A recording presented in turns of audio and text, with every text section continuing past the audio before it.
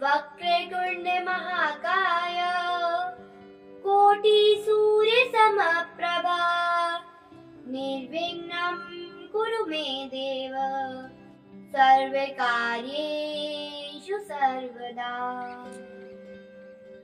ओम सच्चिदानंद रूपाय विश्वोत्पत्त्यादिहेतवे तापत्रय विनाशाय श्रीकृष्णाय वयं नमः।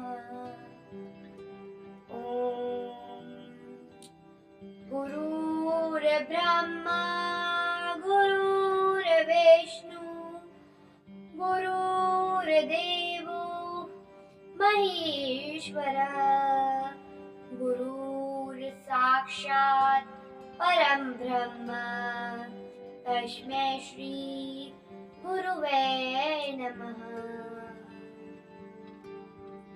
त्वमेव माता च पिता त्वमेव त्वमेव बन्धु च सखा त्वमेव त्वमेव विद्या द्रविणं त्वमेव त्वमेव सर्वं मम देव देव।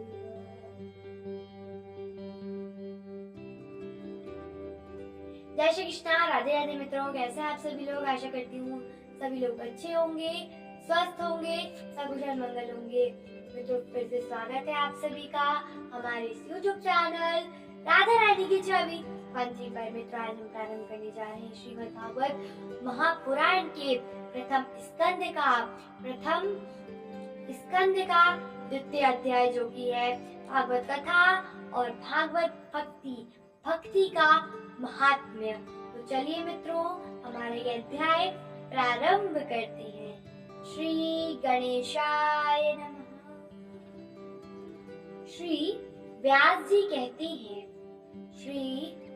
जी कहते हैं शौनकादि ब्रह्मवादी ऋषियों के ये प्रश्न सुनकर श्री हर्षण के पुत्र उग्रश्रवा को बड़ा ही आनंद हुआ। उन्होंने ऋषियों के इस मंगलमय प्रश्न का अभिनंदन करके कहना आरंभ किया। सूची ने कहा, जिस समय श्री सुखदेव जी का यज्ञोपवीत संस्कार भी नहीं हुआ था, सुतराम लौकिक वैदिक कर्मों के अनुष्ठान का अवसर भी नहीं आया था। उन्हें अकेले ही संन्यास लेने के उद्देश्य से जाते देखकर उनके पिता व्यास जी विरह से कातर होकर पुकारने लगे, बेटा बेटा। उस समय तन्मय होने के कारण श्री सुखदेव जी की ओर से वृक्षों ने उत्तर दिया, ऐसे सबके हृदय में विराजमान श्री सुखदेव जी को मैं नमस्कार करता हूँ। यह श्रीमद् भागवत कथा अत्यंत गोपनीय रहस्यात्मक पुराण है। यह भागवत स्वरूप का अनुभव कराने वाला और समस्त वेदों का सार है। संसार में फंसे हुए जो लोग इस घोर अज्ञान अंधकार से पार जाना चाहते हैं, उनके लिए आध्यात्मिक तत्वों का प्रकाशित कराने वाला आध्यात्मिक अनुभव को प्रदान करने वाला और समस्त वेदों का सार है। संसार में फंसे हुए लोग इस घोर अज्ञानकार से पार जाना चाहते हैं, उनके लिए आध्यात्मिक तत्वों को प्रकाशित कराने वाला एक यह आदित्य दीपक है। वास्तव में उन्हीं पर करुणा करके बड़े बड़े मुनियों के आचार्य श्री सुखदेव जी ने इसका वर्णन किया है। मैं उनकी शरण ग्रहण करती हूँ। मनुष्यों में सर्वश्रेष्ठ भगवान के अवतार नर नारायण ऋषि मुनियों को, सरस्वती देवी को और श्री व्यास देवी जी को नमस्कार करके तब पूर्ण संसार और अंतःकरण के समस्त विकारों पर विजय प्राप्त कराने वाले श्रीमद् भागवत महापुराण का पाठ अवश्य करना चाहिए। ऋषियों, आपने संपूर्ण विश्व के कल्याण के लिए संपूर्ण विश्व के कल्याण के लिए यह बहुत सुंदर प्रश्न किया है। बहुत ही महत्वपूर्ण प्रश्न किया है, क्योंकि यह प्रश्न श्री कृष्ण के संबंध में है, क्योंकि यह प्रश्न श्री कृष्ण के संबंध में है और इससे भली भ्रांति आत्म शुद्ध हो जाती है। मनुष्यों के लिए सर्वश्रेष्ठ धर्म वही है जिससे भगवान श्री कृष्ण में भक्ति भी हो, जिसमें किसी प्रकार की कामना ना हो, मनोकामना ना हो, और जो नित्य निरंतर बनी रहे, वो हमेशा भक्ति बनी रहे। ऐसी भक्ति से हृदय आनंद स्वरूप परमात्मा की उपलब्धि करके कृतकृत्य हो जाता है। भगवान श्री कृष्ण में भक्ति होते ही अनन्य पूरे संसार के प्रेम से उनमें चित्त जोड़ते ही निष्काम ज्ञान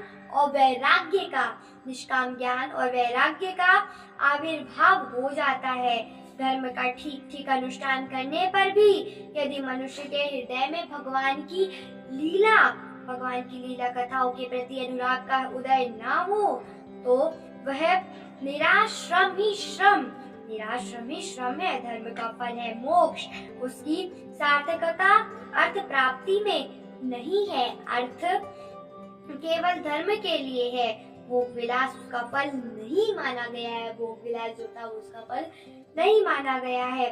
भोग विलास का फल इंद्रियों को तृप्त करना नहीं है, इसका प्रयोजन है केवल जीवन निर्वाह। जीवन का फल भी तत्व जिज्ञासा है। बहुत कर्म करके स्वर्ग आदि प्राप्त करना उसका फल नहीं है। स्वर्ग आदि को प्राप्त कर ही लेना सिर्फ उसका फल नहीं है, उसका फल है तत्व वेत्ता, लोक ज्ञाता और ज्ञेय के भेद से रहित अखंड अद्वितीय सच्चिदानंद स्वरूप ज्ञान को ही तत्व कहते हैं। उसी को कोई ब्रह्म, कोई परमात्मा और कोई भगवान के नाम से पुकारते हैं।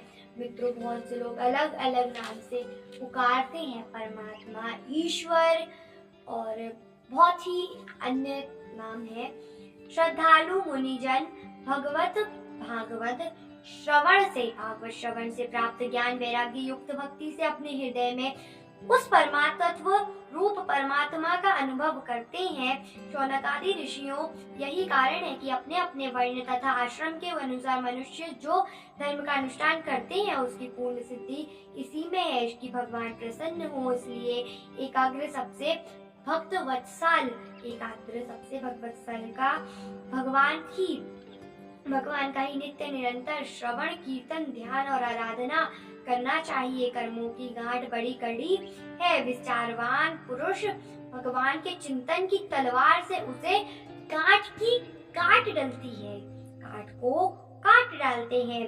तब भला ऐसा कौन मनुष्य होगा जो भगवान की लोक कथा में प्रेम ना करे, भगवान की लोक कथा में बिल्कुल प्रेम ना करे। शौनक आदि ऋषियों पवित्र तीर्थों का सेवन करने से महत सेवा, तदनंतर श्रवण की इच्छा, फिर श्रद्धा, तत्पश्चात भगवान कथा में रुचि होती है। भगवान श्री कृष्ण के यश का श्रवण और कीर्तन दोनों पवित्र करने वाले हैं। वे अपनी कथा सुनने वालों की हृदय में आकर स्थित हो जाते हैं और उनकी अशुभ वासनाओं को नष्ट कर देते हैं। अशुभ जो नकारात्मक शक्तियां रहती हैं, मेरा वीडियो नष्ट कर लगा, प्लीज कमेंट्स में बताइएगा। और यदि अच्छा लगा हो तो प्लीज मेरे वीडियो को लाइक करें, शेयर करें। मेरे चैनल राधा रानी की छवि 13 को भी सब्सक्राइब जरूर करें ताकि आप ऐसे ही लेटेस्ट अच्छे वीडियोस देख पाएं।